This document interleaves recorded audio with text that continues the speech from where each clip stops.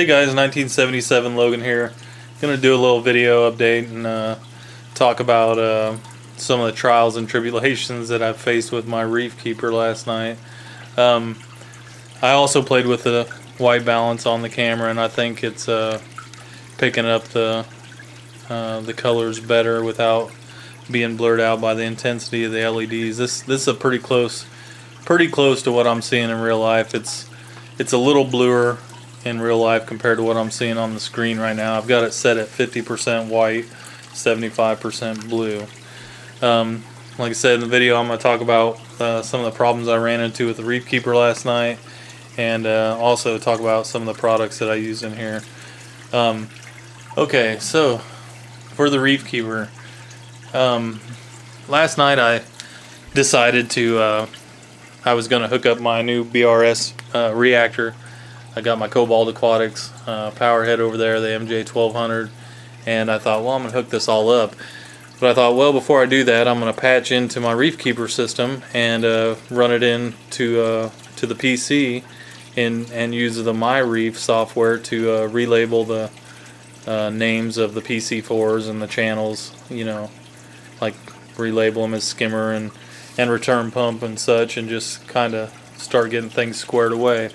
And I like to think that I'm a techie kind of fellow. In reality, I'm more destructive with technology than I am productive. But so anyway, I decided to forego the monotony of reading instructions, because obviously, you know, I should be able to figure this out. I don't even know why they make instructions, but they make instructions for a reason. And that's for you to read them before you attempt to do things like I did. So basically what happened was I patched into my SL1. You can see it right there. It's I patched into the last open bus port in my daisy chain of modules, and ran it into my computer, plugged it into my SID, plugged the SID into the computer, pulled up MyReef. And of course it pops up and tells me that my SID needs to be updated, which it shouldn't have done that, because my SID is, I just got my Reefkeeper, so it's set up for MyReef. It should have had the latest firmware updates on it, but for whatever reason it did. And here's where reading the instructions would have been very helpful. You know, I don't know if anybody else has ever had this kind of a problem. If they do, maybe this will be a helpful video. If not, you know, this is what I did. And the way I look at it is, a bad example is still an example. So anyway, it pulled up the SID and told me that it needed to be updated. So I updated the SID. When you do that, you're supposed to update each module alone and individually, and that's because they each have their own serial number, which is basically like their address. That's how the MyReef recognizes what they are. So by updating it with all the modules hooked together, it assigned the same serial number to my head unit, to both my PC4s, to my SL1, and to my SID.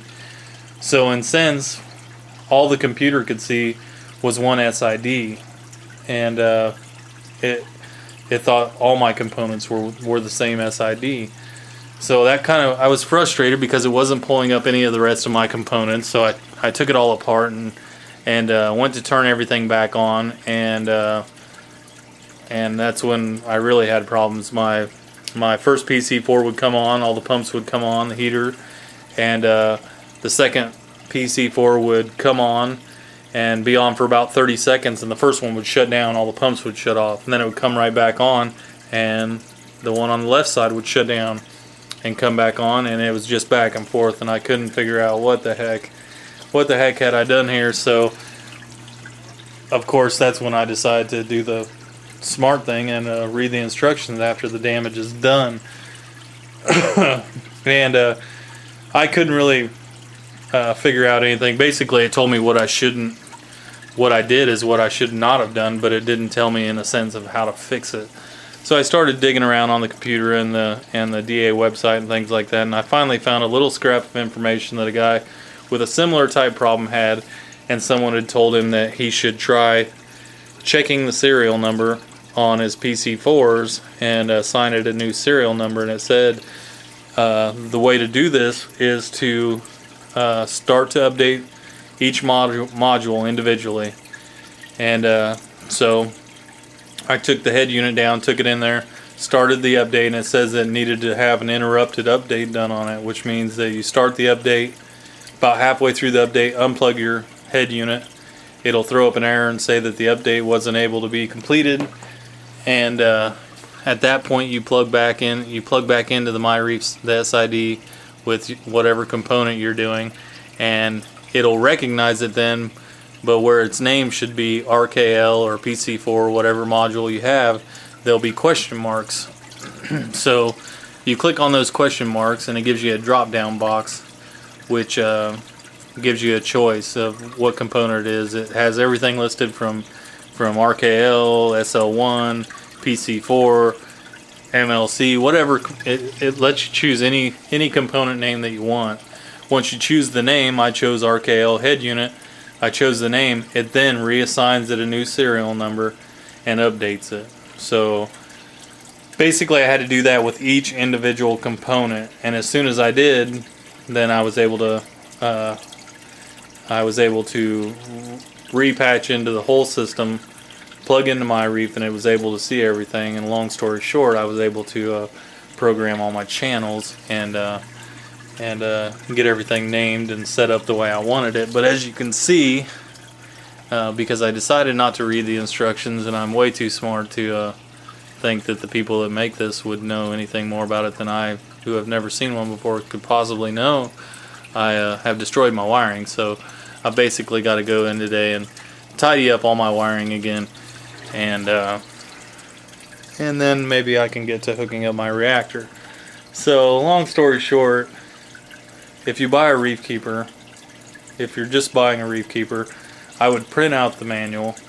I would print out the MyReef software manual if you plan to use it, and I'd probably sit down and read it this time around before I started messing with everything. And it really is great software. It is really cool. It's really handy. I was able to, like I said, name all my channels.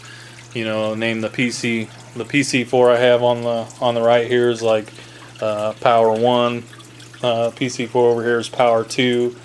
My channels are named Skimmer, Return Pump, Auto Top Off. I mean, it's real handy, and it's gonna come in real handy now that I know how the heck to use it. So basically, I just wanted to explain some of that, and if anybody ever runs into a situation like that and watches this video and needs some help, I'd be more than happy to help them out, because I sure could have used some last night. If you notice, I do have a couple pieces of real fully cured live rock that I picked up at local LFS yesterday, and basically I just did that because I wanted to give the aquarium a little bit of bacteria, a little bit of a jump start. I'm still going to probably cycle with a little bit of flake fish food. It's been running a week now. I haven't done any testing. I think tonight I'll go ahead and test and see if there's any noticeable traces or levels of anything. I do have the skimmer running. It's foaming, but it's not really it's not picking anything up yet.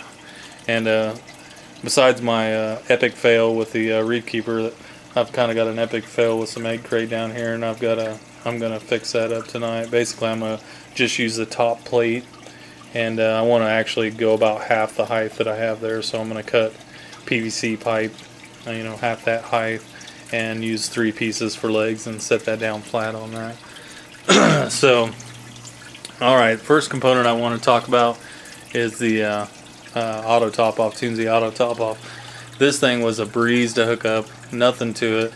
Absolutely makes life great when you don't have to top your tanks off all the time. And this being a big rimless open top tank and open sump like that, it's going to evaporate a lot of water, and this little caddy thing is working out super good. I actually happened to find another one of these in town last night, and I went ahead and picked it up. It was like $7, and when I put a auto top off on my BioCube, that's where it's going to go.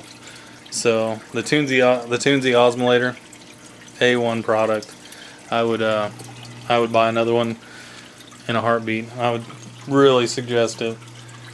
The other product I wanted to talk about was the Tropic Eden Reef Flakes sand. This stuff is really, really amazing stuff. I mean, I used a Carib Sea Fiji Pink in my BioCube when I started it, and it's good sand, and I've liked it, and I've had no problems with it. But the only difference I would say is this Tropic Eden sand. I opened the bag, it was dry, and I just dumped it straight into the tank. Then I did my aquascaping, and I put a saucer on this rubble pile rock here and filled water in, so I didn't disturb the sand a whole lot. But even after doing that, you could see clear through the tank. There was a slight tinge of milkiness, but not much at all, and within a couple hours it was clear. And the Carib Sea, on the other hand, when I did the BioCube, it was like a day and a half of like pure milk looking, where you couldn't even see into the tank, and I had even rinsed it with RO water. This Tropic Eden, like I said, I never rinsed it, put it straight in. It's super clean out of the bag. I mean, super clean, amazingly clean. So super happy with that. And the BRS Reef Saver rock, so far I'm liking it real well. I mean, I did do RO soak on it that turned into like a 2-week soak, and I changed the water several times. So I'm hoping that it was really debris free and clean, and that's why I kind of got the couple pieces of live rock, just to throw a little bit of bacteria into the system, because doing that RO soak, I'm not sure how much, with all the debris gone, I didn't know how much I'd have in there to really kickstart the cycle. So, and I probably, like I said, I used a shrimp to cycle a small piece of shrimp to cycle my BioCube, and I may still do that here depending on what my levels test out at tonight. So, but all in all, everything seems to be going well, and I guess the moral of the story is to read instructions and save yourself an evening of pure frustration, and spend more enjoyable time with your hobby. But basically that's about all I got for now. Like I said, I'm playing with this white balance. I think I'm getting somewhere, but we'll see what y'all think when it gets onto YouTube. Still haven't painted my doors or sealed them yet. I'm kind of slacking, just enjoying an Easter weekend. But I am going to get this reactor going today, and get it filled up with some carbon and some GFO and things like that. I did want to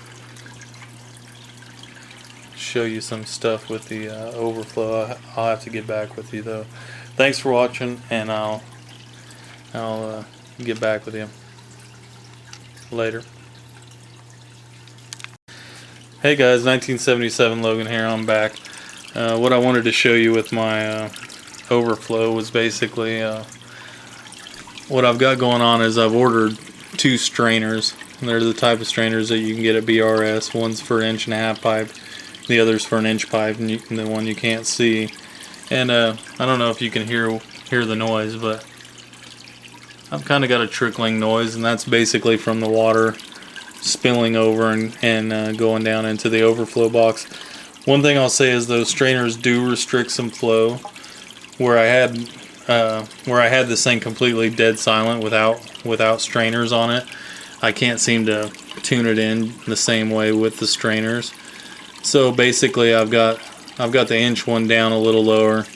This 1.5-inch one, I could probably raise it another couple inches and raise that water level in the overflow box, and that would probably take away any of the slight bit of water sound that I have. But I kind of find it soothing, really.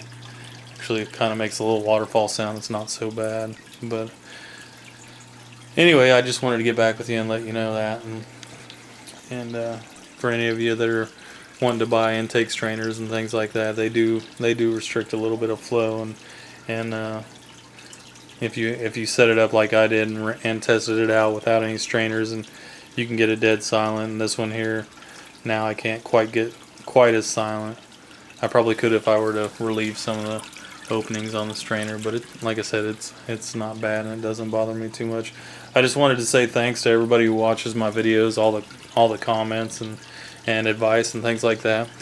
And that reminds me, A guy did send me a comment. He said that he was concerned with my 4-inch sand bed in the refugium. He thought that I might have a problem with hydrogen sulfide gas down the line, and in thinking about it and reading up on it and things like that, I think he's right. So what I'm going to do is I am going to remove a little of the sand down here.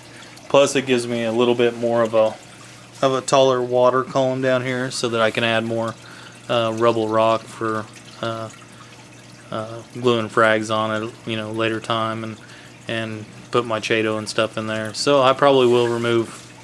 I'm not sure that I'll remove half that sand, but I'll definitely be removing some of it and getting away from the 4 inches of depth. Maybe half. Yeah, maybe I may remove half and be at about 2 inches. So anyway, I just wanted to say thanks to all my subscribers. Thanks for subscribing. Thanks for watching the videos. For all the guys and all that are out there whose videos I watch, I just want to say thanks for putting those videos on with all that good information. So definitely enjoy watching other people's videos, and I hope people enjoy watching mine. So that's all I got for now. Thanks. Later.